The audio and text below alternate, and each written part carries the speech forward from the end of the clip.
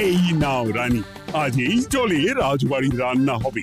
মহারাজ, আমরা সবাই চাই আপনি এই পানীয় জলের সরোবরের ব্যাপারে কিছু বলুন। কৃষ্ণনগরের মানুষের দীর্ঘদিনের ইচ্ছে আজ সফল হয়েছে। আমাদের রাজসভার সকল সভাসদদের জন্য এতদিন পরে একটা পানীয় জলের সরোবর হয়েছে। প্রত্যেক সপ্তাহে এই সরোবরে বিজ্ঞানীর বানানো রাসায়নিক মেশানো হবে, যাতে জলে কোনো রকম জীবাণু না থাকে। এই জল রান্নার কাজে ব্যবহার করা যাবে এবং পরিশুদ্ধ করে বা ফুটিয়ে পান করাও যাবে। আরে সবাই দাঁড়িয়ে আছো কেন? হাততালি দাও, হাততালি, হাততালি। এই হাততালি তোমাদের সকলের প্রাপ্য, কারণ তোমাদের প্রত্যেকের 2 মাসের বেতন তোমরা দান করেছো বলেই অর্থাভাব থাকা সত্ত্বেও এই সরোবর এত তাড়াতাড়ি বানানো সম্ভব হয়েছে। এছাড়াও নিজেরা মাটি কাটা থেকে শুরু করে সকল কাজে সহযোগিতা করেছো, এটাও অনেক বড় ব্যাপার। আবার হাততালি। মহারাজ, এই আনন্দে কি খাওয়া দাওয়া হচ্ছে? খাওয়া বিশ্রাম সব হবে। আমি আর রানী একটু সমুদ্রে ঘুরতে যাব, তাই আগামীকাল থেকে 1 সপ্তাহ রাজসভা ছুটি। তোমরা নিজেদের মতন আনন্দ করো, বিশ্রাম নাও। টানা 1 সপ্তাহ ছুটি? হ্যাঁ, টানা 1 সপ্তাহ। কি আনন্দ! এবার হাত পা ছড়িয়ে শুধু আয়েশ করব। আমিও এই কদিন অনেক ধকল গেল। এটা চাই ওটা চাই, তারপর সব মালপত্র বওয়া, মাটি স্থানান্তরিত করা, সব কাজ করেছি। এবার বিশ্রামটা চাই। কি বলো গোপাল? হ্যাঁ, ঠিক বলেছো সেনাপতি। তবে আমি আমার ব্যায়ামটা কিন্তু চালিয়ে যাব। সে চালাও, শরীরটা ধরে রাখতে হবে তো।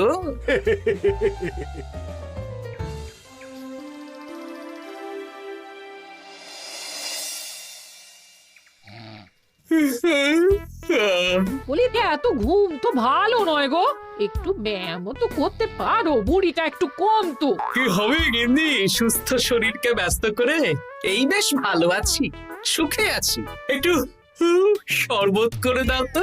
নিজেও তো করে নিতে পারো। আচ্ছা, গিন্নি মানে কি? কি? গৃহিণী, অর্থাৎ যে গৃহের কাজ করবে। আমি যদি ঘরের কাজ করতাম তাহলে তুমি আমাকে গিন্নি বলে ডাকতে। ব্যাপারটা কি ভালো শোনা তো? শরবতটা বানাও দেখি। লোকটার যেন আর তর্স হয় না।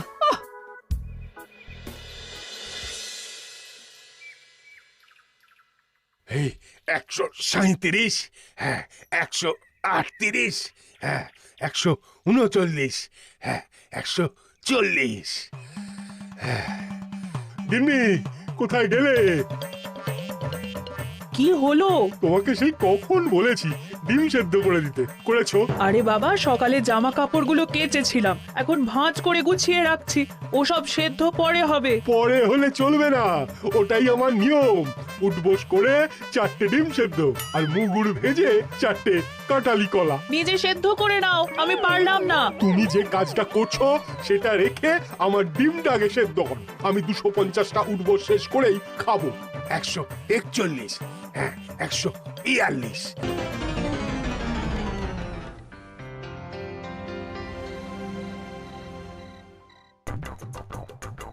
ও গিন্নি, তোমার পিঠে একটু সুড়সুড়ি দিয়ে দাও তো।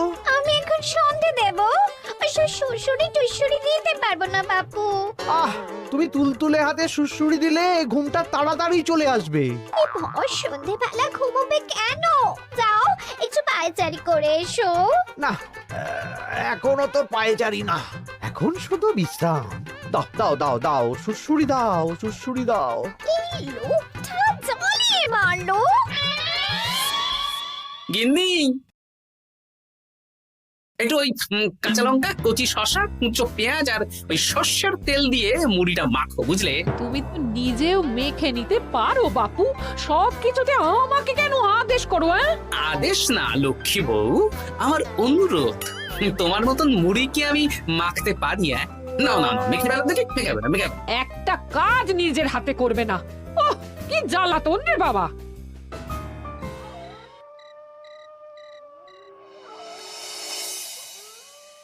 তরকারিটায় নুন একটু কম হয়েছে, বুঝলে গিন্নি? একটু ওই নুনটা দাও তো। এই সামান্য ব্যাপারে এত রাগ করার কি আছে?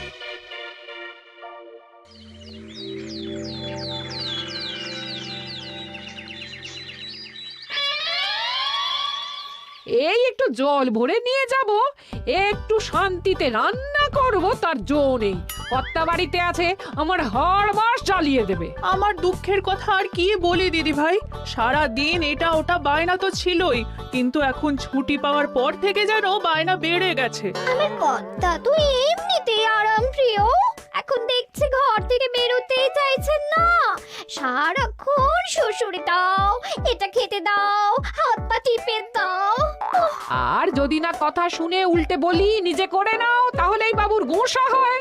যদি অভয় দেন তাহলে ছোট মুখে একটা বড় কথা বলবো। বলো বলো। আপনারা একটা কাজ করতে পারেন, যখনই আপনাদের কর্তারা আপনাদের কিছু একটা কাজ করতে বলবেন তখনই বলে মুখ ঘুরিয়ে নেবেন, দেখবেন তারপর সেই কাজ নিজেই করে নিচ্ছে। কিন্তু এতে যদি রাগ করে? রাগ করে আর করবেটা কি, সেই তো দিনের শেষে নিজের ঘরে নিজেকেই ফিরতে হবে।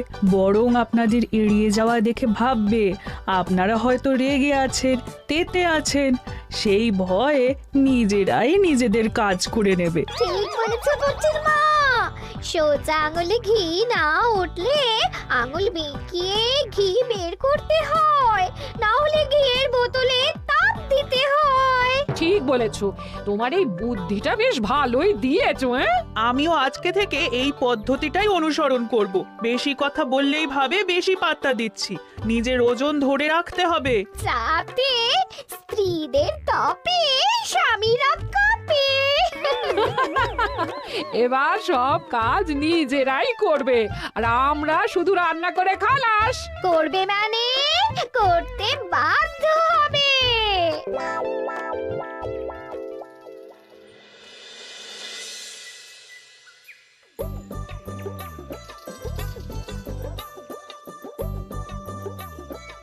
কই গো গিন্নি, বাজারের থলেটা ধরো। উফ, বাবারে বাবা, কি গরম, চাঁদিটা ফেটে গেল গো। কই গো, নিয়ে যাও। যা বাবা, কিন্তু কথাই শোনে না। আরে বাবা, আমি কখন থেকে হাঁকছি বাজারের থলেটা নিয়ে যাও, কোনো কথা কানেই তোলো না। এ নাও দেখো, তোমার পছন্দ মতন কই মাছ এনেছি, আজকে তেল কই রেঁধো কেমন। ওর কি, আমি স্নানে গেলাম, ভালো করে কষিয়ে রান্না করো, হ্যাঁ, দুপুরে পেট ভরে খাবো। হ্যাঁ, এই তোমায় কি হুহু রোগে পেয়েছি নাকি? হ্যাঁ, যাই বলি তাতেই একটাই উত্তর, হুহু। কি মন্ত্রী মশাই, অনেক দিন হয়ে গেল আমাদের হাতে কোনো কাজ নেই। এখন কি আর গোপালের পেছনে লাগবেন না নাকি? দূর, অনেক তো পিছনে লাগলাম, কিন্তু ফলের ফল তো কিচ্ছু হলো না, উল্টে আমার বদনাম হলো আর তোরাও ফেসে গেলি। তাই আর না। তাহলে এখন কি হাত গুটিয়ে বসে থাকবেন? এখন সুস্থ শরীর ব্যস্ত করতে চাইছি না, বুঝলি? পুজো ছাড়া তো সেইভাবে বড় ছুটি পাই না, কিন্তু অনেক বছর পর এক সপ্তাহ টানা ছুটি পেয়েছি, তাই এই ছুটিটা খেয়ে দিয়ে আয়েশ করে উপভোগ করতে চাই। বাহ, বেশ টাটকা ফল এনেছেন তো। খাবি? আপনি খাওয়ালে আমরা আবার না করতে পারি নাকি? দাঁড়া, তোদের গিন্নিমাকে বলছি কেটে দিতে। কই গো, শুনছো? কই গো? গিন্নিমা তো কোনো সাড়াই দিল না, তাই তো দেখছি। দাঁড়া, আমি রান্নাঘরে গিয়ে বলে আসি।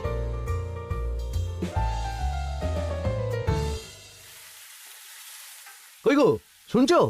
বটা ঘটাকে কয়েকটা ফল কেটে দাও না, বেচারাগুলো খেতে চেয়েছে। আবার কি, না হয় তরকারিটা হয়ে গেলে কেটে দিও। এ তো মহা মুশকিল। দূর বাবা। কি বললেন গিন্নিমা? মানে মানে বলে মুখ ঘুরিয়ে নিল। হয়তো উনি ব্যস্ত আছেন, সেটা কোনো ব্যাপার না।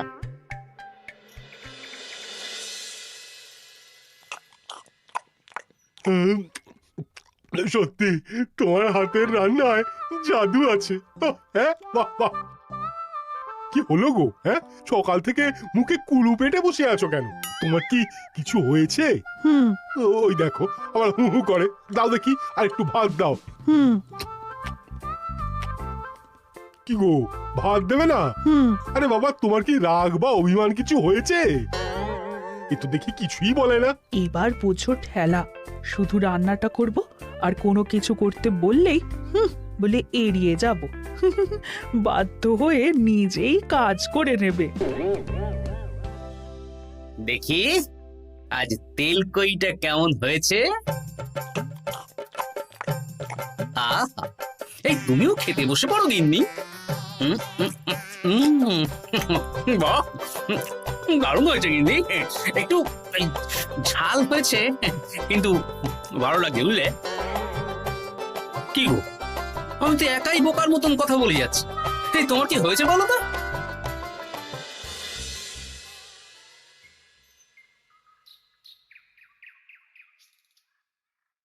গিন্নি, মুদিখানা থেকে মাসকাবারি সব নিয়ে এসেছি।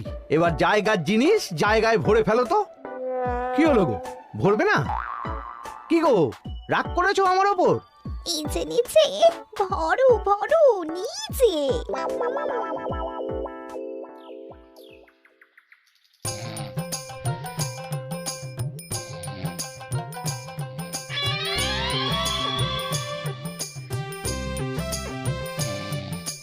এ কি গো গিন্নি, দুপুরের এঁটো থালা, বাটি, হাঁড়ি, কড়াই সবই তো শুকিয়ে কাঠ। এগুলো মাজবে কখন? আরে, এই কি শুরু করেছো বলো তো? শুধু হু হু করে যাচ্ছ। কিছু জিজ্ঞেস করলে হয় চুপ করে আছো, নয়তো হু হু বলছো। বাসনগুলো মাজবে না? হ্যাঁ, রাতে রান্না বান্না করবে না নাকি? আরে, এ তো আজব ব্যাপার। না, আমাকেই দেখি বাসনগুলো মেজে ফেলতে হবে। বাড়িতে তো আর 5টা দাস দাসী নেই।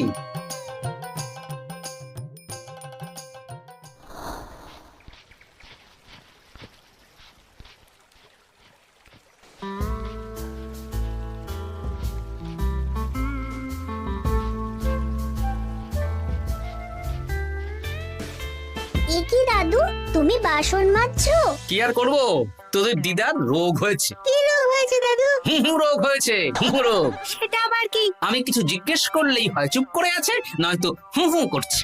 কি কর দাদু, 1 সপ্তাহ ছুটি পেয়েছো, কোথায় আইস করে কাটাবে তা না তুমি বাসন মাজছো? কি আর করবো বল, সবই ভাগ্য। আরে দাদু, তোমার যে ঘটে বুদ্ধি আছে না, তুমি ভাগ্য বদল করে দিতে পারো। হ্যাঁ, দিদা পুনো হল হলে তুমিও তো বাঘাতে তোল। আর দেখি কবে ঠিক হয়, নইলে তো কিছু একটা ব্যবস্থা করতেই হবে। এভাবে হু হু শুনে তো আর থাকা যায় না, বিরক্তিকর। আরে গোপাল যে, তুমি পুকুর ঘাটে কি করছো? এই দুপুরের বাসন মাজছি। ও, বাসন মাজছো? মাজো মাজো, আমিও কাপড় জামা কেচে বাড়ি ফিরছি। কেন গো, তোমার আবার কি হলো? আর বলো না, একটু ছুটিতে বিশ্রাম নিচ্ছি বা ব্যায়াম করছি, সেসব আমার গিন্নির সহ্য হয় না।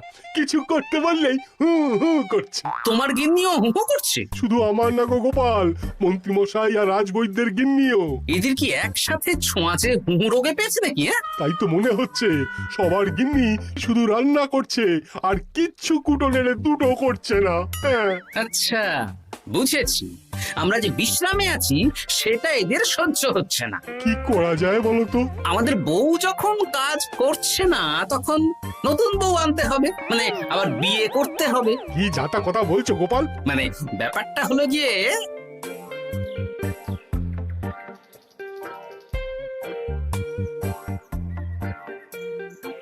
হ্যাঁ, দারুণ বুদ্ধি। তুমি এক কাজ করো, মন্ত্রী মশাই আর রাজবৈদ্যকে এই বুদ্ধির ব্যাপারটা জানিয়ে দাও। আর কাল বিকেল বেলা থেকে আমাদেরও হুহু রোগ শুরু হবে, কেমন? বেশ বেশ।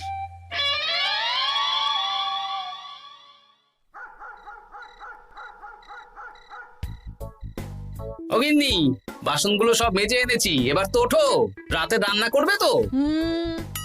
এই তো ওষুধে কাজ দিয়েছে। এভাবেই খাটাবো।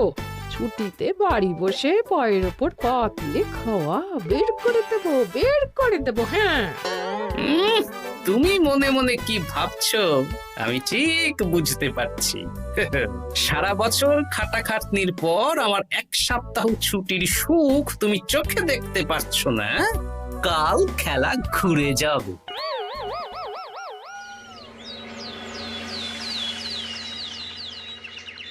আজ থেকে আমার আর কোনো উপকার তোমাকে করতে হবে না গিন্নি। আমি নিজের ব্যবস্থা নিজেই করে নেব। হ্যাঁ, মানুষটা সেজে গুজে গেল কোথায়?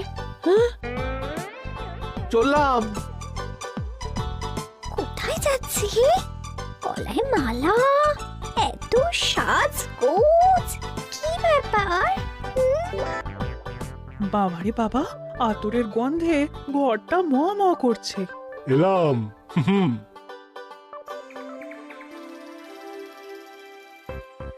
আরে আর বলো না, আমার মানুষটা যে আজকে সকাল সকাল সেজে গুজে কোথায় গেল কিছুই বুঝতে পারলাম না। আমার কথাও তো গলায় মালা পড়ে গেল। আমার কর্তা তো রজনীগন্ধা ফুলের আতর মাখছিল। কোথাও কি কোনো নিমন্ত্রণ আছে নাকি? কিছুই তো বুঝতে পারছি না। আমাদের এই হু হু ওষুধে বেশ কাজ দিয়েছে, কি বলেন? হ্যাঁ, হ্যাঁ, এখন আর বেশি বায়না করছে না। একবার হুক করেছে আর নিজেই সেই কাজ করে নিচ্ছে। আমি শুধু রান্নাটুকু করি, বাকি সব কাজ ওকে দিয়ে করাচ্ছি। কিচ্ছু বলতে হচ্ছে না, বাধ্য হয়ে করছে। আমিও তাই। আজকে তো ভেবেছি খাবার ঢেকে রাখবো, নিজে বেড়ে নিয়ে খাবে। বায়না একেবারে গুছিয়ে দেবো। হ্যাঁ,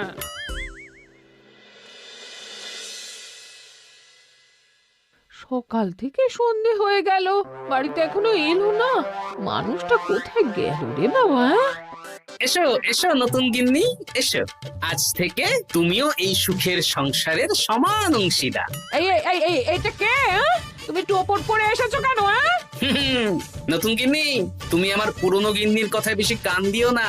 আমি যা বলবো তাই শুনবে। তুমি আমার জন্য রান্না বান্না করে দেবে তো? আমি একটু একটু বায়না করবো, সব শুনবে তো? তুমি বিয়ে করেছো?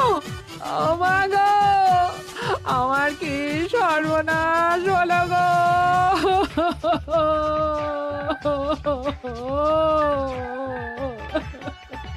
চলো নতুন বউ, মোড়ের মাথায় গরুর গাড়ি দাঁড়িয়ে আছে, চলো চলো চলো। ওগো, তুমি এরকম করো না, আমি আর বাঁচবো না। কেন এত কষ্ট দিচ্ছ? সামান্য হু করার জন্য আরেকটা বিয়ে করলে? আমাকে পিঠে সুড়সুড়ি দিয়ে দেবে তো গো নতুন বউ? এটা কে? এ কি হলো? আমার বন্ধু বান্ধবরা এলে তাদের একটু ফল জলখাবারের ব্যবস্থা সব তুমি করবে তো? ও মা গো, এ কি সর্বনাশ হলো আমার! এই আমার সাথে এটা করতে পারলে? আমি কি অপরাধ করেছি? দেখো, ঘরের কাজ আর আমার একটু একটু বায়না, এগুলোই তোমাকে সামলাতে হবে, বুঝলে? তাহলেই তোমাকে রানী করে রাখবো, কেমন? এই, এটা কে? আমি বেঁচে থাকতে তুমি আবার বিয়ে করলে? ওর কথা শুনো না, তুমি আমার দুয়ো রানী। এ তো দেখছি বড্ড কান্নাকাটি করছে। চলো দুয়ো রানী, আমরা কদিন একটু ঘুরে আসি। চলো, এখনই যাব। না না না, আরে ওর কথা শুনো না, আমরা ঘুরবো। মোড়ের মাথায় গরুর গাড়ি দাঁড়িয়ে আছে, চলো চলো।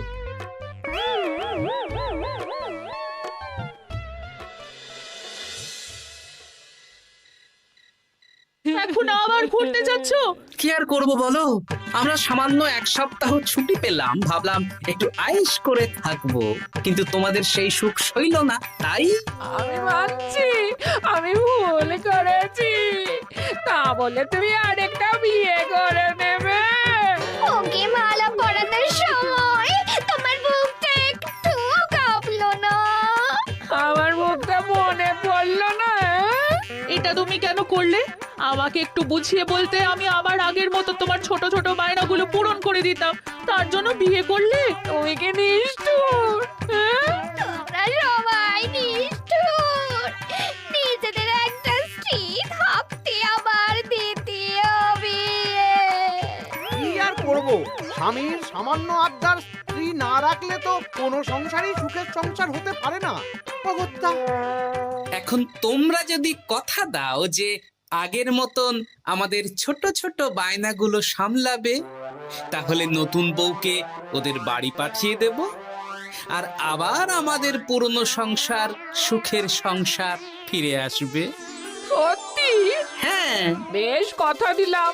দাও দাও মুখ পুরীকে বাড়ি পাঠিয়ে। মুখ পুড়ি নয়, পোড়া।